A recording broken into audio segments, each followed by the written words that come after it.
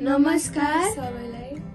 आज चाहिँ हामी साउथ इन्डियन डिश बनाउन आँट्दैछौँ। त्यसको नाम चाहिँ कर्ड राइस हो।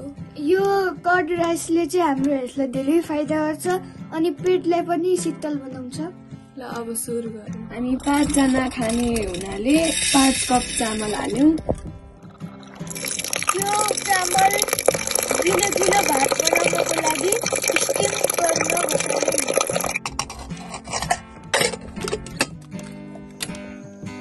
अब हामी कर्ड राइसलाई झान्नको लागि आवश्यक सामग्रीहरू तयार गर्छौं। लागि सुरुमा हामीले टिप्यौं केही करी लिभ्स, एउटा हरियो काँक्रो, एउटा हरियो खोर्सानी, गाजर, अलिकति धनियाँको पात, अलिकति लसुनको पात।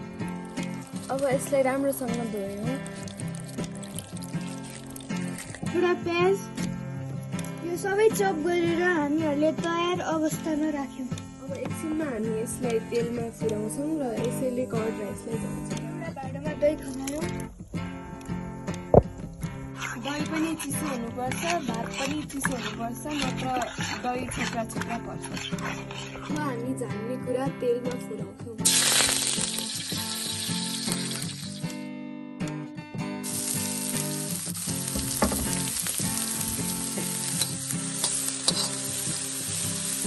अब यसलाई चिसो दहीमा मिक्स गर्छौँ।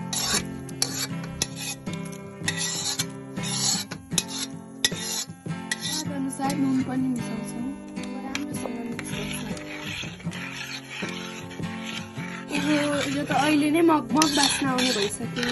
अब हाम्रो राइस तयार भइसक्यो। अब हामी यसलाई सेलाउनका लागि राख्छौँ। राइसलाई सफ्ट बनाउनको लागि अब यसलाई मजाले थिच्छौँ। अब हामी सेलाको राइसलाई कर्डमा मिक्स गर्छौं।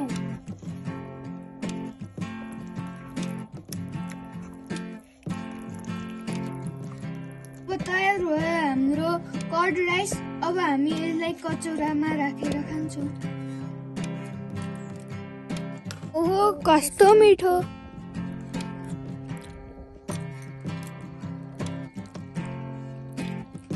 हामीहरूले कर्ड राइस खाएपछि अनि मिल्क र म्याङ्गो फ्लेभरको कुल्फी बनाएर खायौँ। यसको तरिका बनाउने कुनै बेला भनौँला। Thank you for watching.